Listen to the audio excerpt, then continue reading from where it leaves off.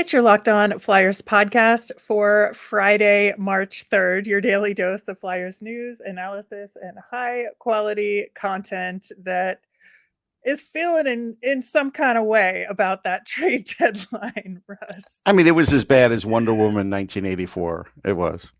Wow. Wow. Okay. We are going to dig into the moves that happened, the moves that didn't, maybe talk about some stuff around the league and talk about the game against the Red Wings, ostensibly without JVR, all on today's show. You're Locked On Flyers, your daily podcast on the Philadelphia Flyers. Part of the Locked On Podcast Network. Your team every day.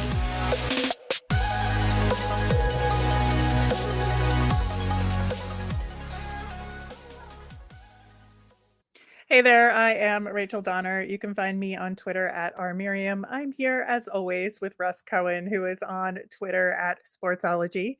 Thanks for making us your first listen every day. You can follow the show on Twitter and Instagram at Locked On Flyers.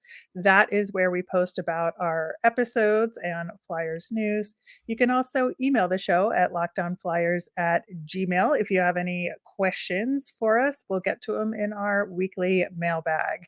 Locked On Flyers is free and available on Apple Podcasts, Spotify, any podcasting platform of your choice, here on the Locked On Podcast Network. Plus, we're over on YouTube, so subscribe there as well. Just to get a couple little housekeeping things out of the way before we dig into this trade deadline result. We did learn that Ollie Lixel and Elliot Desnoyers were sent down to Lehigh for the duration. There was a deadline of the trade deadline to send anybody down if they were going to play in the AHL for the remainder of the season or the Calder Cup playoffs down there. They did not send Cam York down, so that means That's smart. So he's staying with the Flyers for the rest of the season, and that is what we had suggested would be the right course of action for him. All right. So this lack of a trade deadline for the Flyers, want to start with the deals that did happen. The first one of which was a deal with the LA Kings to send them Zach McEwen for Brendan Lemieux and a 2024 fifth round pick. According to Chuck, the deal was actually just for the fifth and was essentially doing the Kings a favor by taking Brendan Lemieux as part of this deal. And he shouldn't have taken him. He should have just taken the fifth. Like, yeah. He's going to end up causing more trouble than he's worth. That's what might happen. Like, he'll take towards the system to the nth degree and, it'll be like penalty. Like, that part I don't understand of the trade. And look, a fifth for McEwen, fine, whatever. Those are the deals that should be made last minute, but there weren't any other deals that were made that should have been made before. And so, Chuck could tell us he's been working the phones, working hard, doing this. I'll point out some of this started at the draft last year where I think he should have included JVR in the trade then, because I asked the question why he was even why they were rolling into the season with JVR. Then he did well at the beginning and everybody felt the value was going up, and then he bottomed out. And so, then there's no value. So it does go back to last year's draft. Again, it's poor planning. But again, the mindset that the team was in was, hey, we still feel like we could compete. Well, you didn't compete, and now you couldn't trade the guy either. Yeah, going back to the deals that he did make, I want to talk a little bit more about Brendan Lemieux because he is a notorious troublemaker. It's not just that he takes penalties. He's a troublemaker. He gets into it. I swear to God, when I was doing a search for a photo of him for a graphic, there was not one of him not fighting for like 3 pages. Oh, yeah. So I think that it could be a real problem. He has a lot of conflicts with a lot of guys, and it just guys in this locker room. Yeah. Now, according to our colleague over at Locked On Kings, they moved him to be on their non-roster list over in LA on March 1st. Now, if it was in anticipation of a trade, that's one thing, but there wasn't any other information. So we'll see if there's anything else going on with him besides that. But for now, I think this is a dicey ad, despite the fact that he does have some friends on the team. Friends and maybe not friends. Yeah. And, of course, there was that biting incident as well. Mm-hmm. Mm-hmm. So, yeah, a lot to digest with that one. Then, of course, there was the other smaller deal that sent Patrick Brown to the Ottawa Senators for a 6th round pick. Guess we'll do a slow clap on that one. Yeah, honestly, that's fine. But like you said, that's the kind of last minute deal you do on the trade deadline. So those are your last minute deals 2 minutes before the deadline. But again, and that's what he's worth, and I have no problem with that whatsoever. And with Tanner Lazinski being reactivated along with Zach McEwen, who is now traded, Tanner can, if he's ready to go, can slot right back in on that 4th line where he was. And there's, and now we have no more of those waiver guys from this season. Right. They were all Sedlak left, and then the other 2 guys have now been traded. So there you go. It's just a memorable season, isn't it? Yeah. All right. So, yeah, and other than the Isaac Radcliffe deal, obviously from earlier for future considerations, that's it for your trade deadline. Well, I mean, so Justin Braun? No. Nick Seeler? No. Nick Seeler, I told you, wasn't getting traded. Now, was it right that I didn't think he was going to get traded because I feel like they're going to keep him and even extend him after next year? No, but I felt like that was the case. It could be the case for Braun, too, that the coach likes him and he pulled him off the table. None of this would shock me. But at the end of the day, to be left with JVR, to be left with no seconds in this draft, again, the strategy they told us a year ago was they were going to be heavy into this draft. Well, Steve Yzerman's heavy into this draft. Like, we can talk about it another day, but he's got 2 firsts, 3 seconds. Now, the Flyers have a first, no seconds, and like 2 or 3 thirds. But as you know, the seconds are way higher percentage than third. Once you go past the second, it falls off quite a bit. So they're heavy into this draft in the bottom part, the guessing part of this draft, where in the first 2 rounds, they're not really big players except for their 1 pick. So is that where you really want to be? What was the strategy, Rachel? Like that was the strategy we were told last summer, and it completely failed. Like, it's a completely failed strategy now in a massively important draft that'll be important for years to come. Yeah, absolutely. And, just listening to what Chuck Fletcher had to say today after the deadline, he's trying to say, yes, he's making a ton of calls, but, and he wants to sell more players, and there just weren't takers. And if there's no takers, there's nothing he can do, no matter how many phone calls he makes. And to me, that really just harkens back to that point, Russ, that he has either kept assets from the Hextall era or added assets that nobody wants. Right. And that is the crux of the matter here with him, right? That if he has thus far done a job that he does not have any assets that he can trade at the deadline for significant value, that to me is the whole picture. Well, it's part of the picture. Another part of the picture is you're supposed to have another GM, friend, whatever, that you kind of have in your back pocket that you can make a deal with.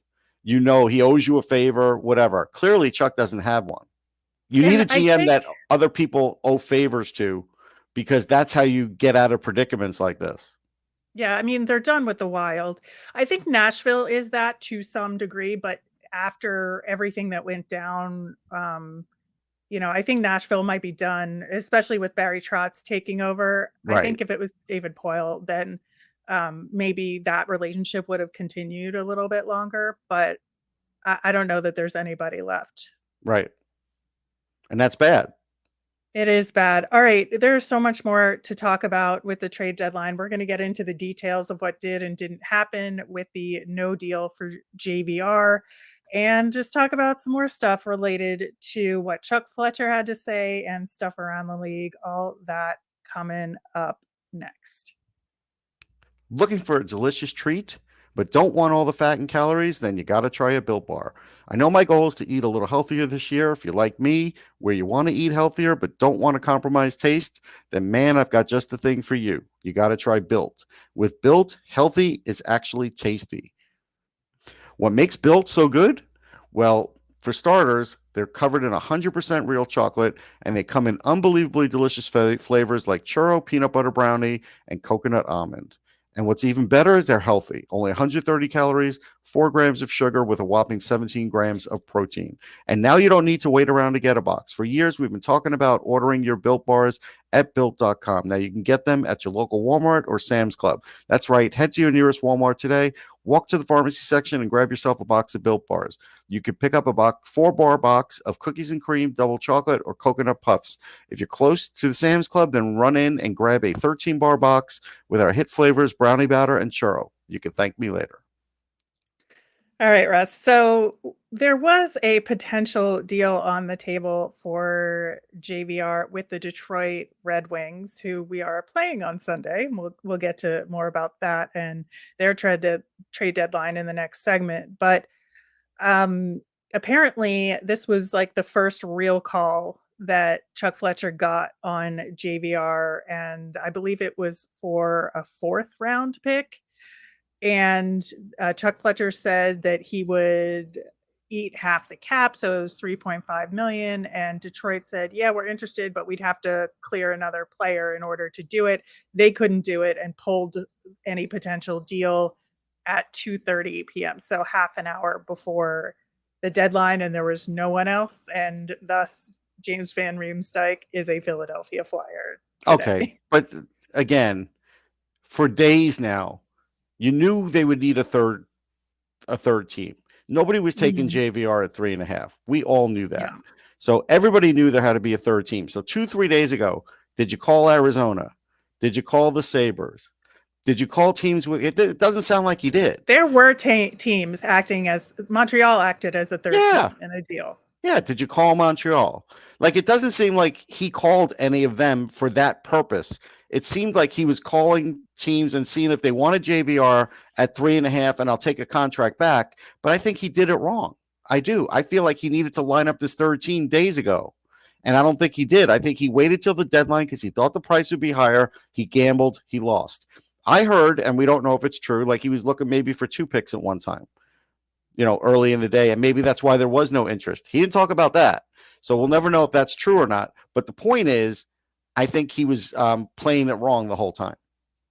Yeah, I think that's entirely possible. He did say, he was trying to shop him for 3 weeks and never had an offer otherwise, which, take that with a giant, yes, but again, I'm going to say shop him, meaning straight deal with another club.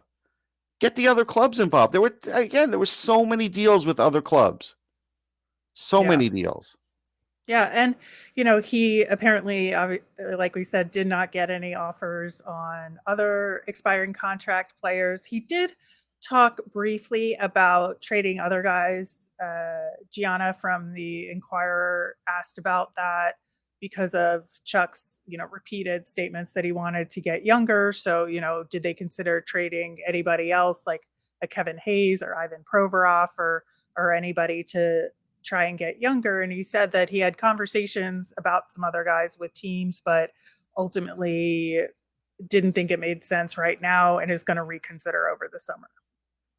Okay, so that's not for Kevin Hayes because, again, he's got 3 more years left at 30 years old, and everybody knows he's not playing center now. So it's not for Kevin Hayes. That would be for Provorov. But again, if you're going to do that deal for Ivan Provorov, that certainly will be out there, especially at the draft. You better make sure you have somebody to fill in as a number 1 defenseman, because if you don't, you'll not only be putting yourself in the cellar just to be bad, but you'll be killing people's development, other players' development too in the process, and you can't do that. Yeah, It's very perplexing, and God bless Charlie O'Connor, who got right to the point with Chuck Fletcher and asked him, you know, "Are you the right guy for this job? Because it seems like you're not achieving the goals that you have stated."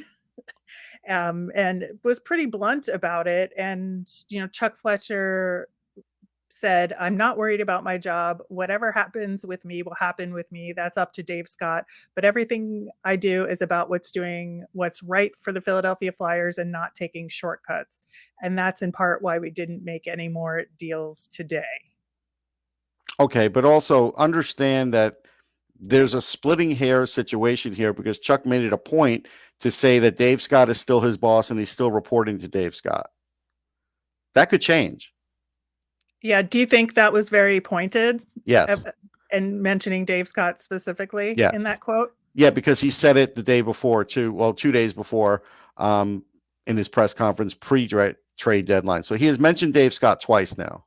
And I think that is very pointed because, yes, I think there is loyalty there, but that loyalty can go away quickly if there's a change. Yeah, there absolutely can. It's just really interesting to me that, he does emphasize this is not the first time he says, he doesn't want to take any shortcuts. But the problem is, like, there is a direct path, a more direct path, right? Like, we're not playing shoots and ladders here, Chuck. No. There is a more direct path to get the Flyers in a better position, and he's not doing that either. No. So I don't know what he thinks are shortcuts and what aren't, but it doesn't add up to me. No, it doesn't, because again, you're still in a bad cap situation. You don't have a ton of great prospects. You got some good ones, but not. You're in the bottom 10. You're in the bottom 10 for sure for prospects, maybe even the bottom 5. And you don't have a ton of great draft picks. You've got draft picks, but you've got a lot of mid to late round draft picks. And that's where the odds start going down a lot. So again, for the last 2 years, this group has failed. They're failing in the standings. They're failing at the other part. So just tell me, like, when is that part going to change? Like, that's, there may not be shortcuts, but that is the path to success, what I just told you, and that they're failing at that. Yeah, they absolutely are. Well, there are other teams that are not failing, other than Detroit. I would say Nashville had a really good They did. trade deadline. They racked up a whole bunch of draft picks, and Arizona, man, It's too much already with them. They don't. I don't like talking about problem. It's a big problem. They're probably about paying $9 million under the cap floor in real money because of all these ghost contracts they have. Not Gostisbehere, but players who don't know who no longer play. You know what I mean? So they there's added that. Voracek. Right. They added Jake Voracek to that pile, and right, just to save money on payroll. And then again, they're trading most players that they draft. They keep very few of them, and usually after their first contracts, they're trading them at some point. And again, they're loaded with draft picks, but they're loaded with draft picks every year. So at some point they have to actually ice the team, because they don't run like an NHL organization. Yeah, if you look at the numbers, they have, as of yesterday, they had $28.2 million on injured reserve, $3.6 million in dead cap. So that's $31.8 million, which is 42% of their $75 million cap. There should be a rule that 25% is the max that you can carry in dead weight like that. It's absolutely bonkers. It is. And it's not a path to success for the league because it doesn't help other teams. It really doesn't. I think it's just a sort of cheating mechanism, and it doesn't violate the literal rules, but I think it violates the spirit of the rules. But I guess, finding loopholes is what professional sports is all about sometimes. Yep. And being creative. But also being competitive is something too, and they've been competitive in forever. Yeah, as far as other later moves, as of yesterday they hadn't moved Jonathan Quick from Columbus, and they did him a solid, and now he's in Vegas. And Michael Hutchinson, I guess, is the backup quarterback in Columbus for the remainder of the season. Yeah. I look, I don't know if Jonathan Quick's winning that job at Vegas. I have a lot of doubt with that. I don't think So so. we'll see how that works out. I do like what Minnesota did for a team that has been cap strapped and has a lot of dead cap space because Bill Guerin was bold and, got rid of the Parisi and Suter contracts, by trading them and eating money, not trading them, by cutting them and eating money. Look what they've done. They've added draft picks, players again. They got Klingberg, which was one of the bigger, trade deadline assets. And they got a second round pick in this draft, I believe, for Jordan Greenway. Yeah. From Buffalo. Yeah. So, I mean, again, this is a team that had very little maneuverability, and they were able to do more than the Flyers. And that's where, if you're a Flyers fan, you look at it and you say, okay, the Flyers are playing checkers, other teams are playing chess. I mean, that's really what's happening. Yeah, I think that's the huge problem, that the Flyers did absolutely nothing. And it's not just trade deadline. It's this entire season. They did nothing to get themselves in a better position, cap-wise, draft pick-wise. There's just a lot of failures right now. And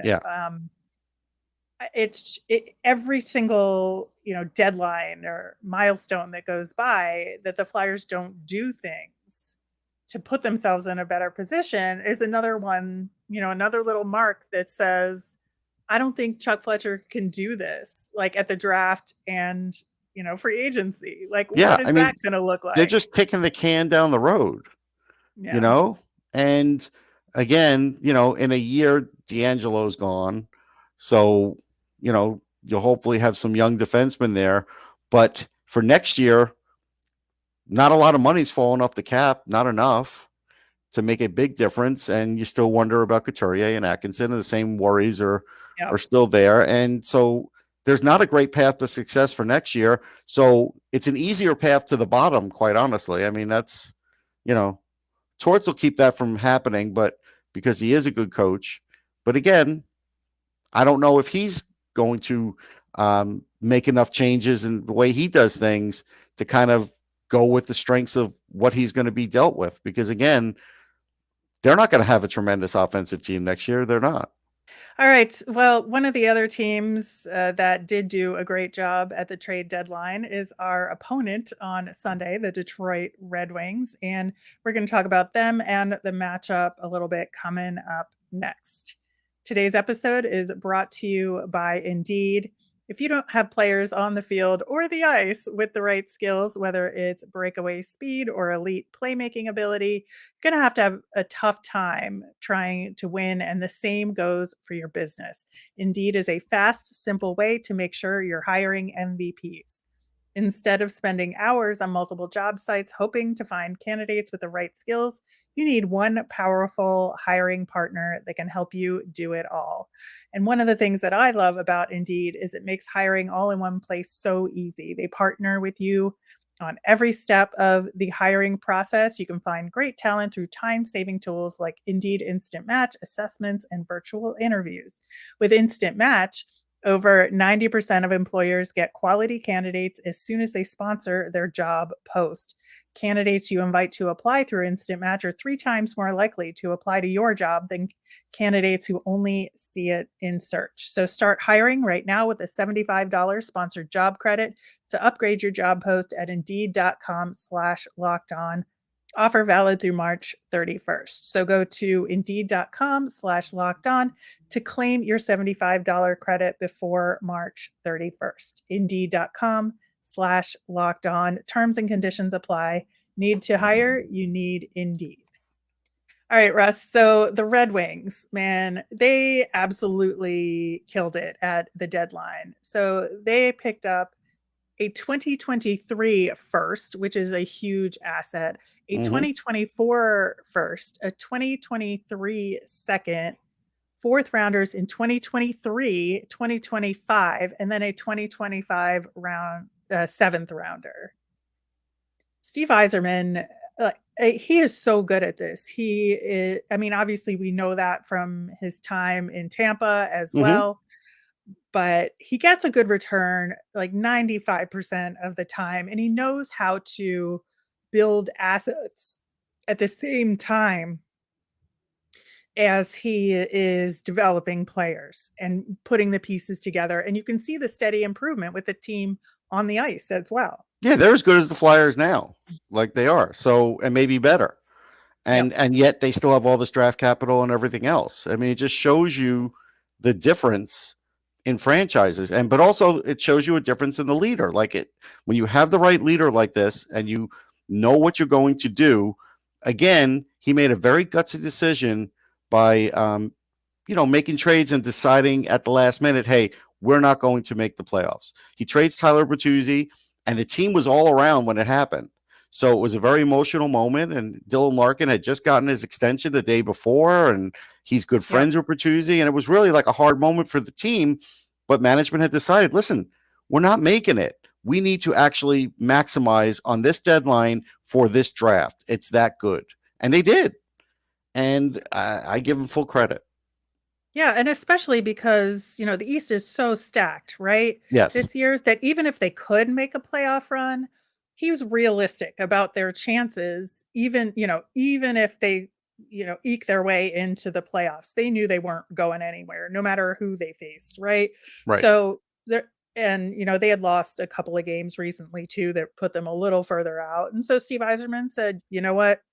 Let's go for it on trade deadline day and do the best we can for the future because that's where we are right now. And he worked his magic, and it's just so frustrating to see other GMs that get it and know how to manage this and be able to have the right process and the right flow of players in, players out, getting good draft picks, building those assets. And like, I just haven't, like, felt that the Flyers have had a GM that were great at that for quite a long in the cap era, let's be Yeah. fair.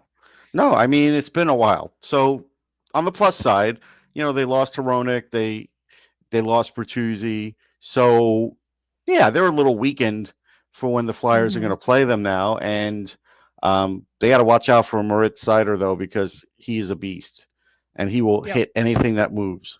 So even Delorier, he's not going to shy away from Delorier. And if Delorier goes after him, he could have his hands full. Delorier might still be able to beat him, but it won't be for long. This guy's super strong too. So again, another great drafted defenseman. That's what you need in this Yeah. league. Like we've Yeah, talked about that. and that's the thing. It's, and re-signing Larkin, like you said, was Yep. was really good. Lucas Raymond is really good. Yep. They just have so many different options. And that's the other thing too, is that with their prospect pool and with the players that they have now and kind of a wide open off season, they have so many options in They order to do. And build look, a better team.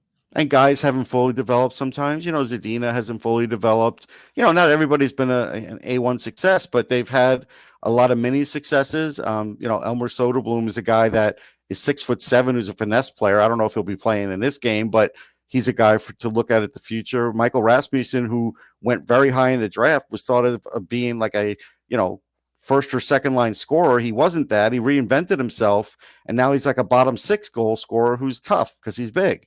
And so Right. they've been able to develop. That's what they've been able to do, or something that the Flyers are failing at. And that's, has to get better. Yeah. And adjusting players to different roles, for the most part has not worked out so well for the Flyers. I would say, Right. Noah Cates has done well, but we've been But he was singing going to his do well anyhow. Yeah, we've been singing his praises all season long.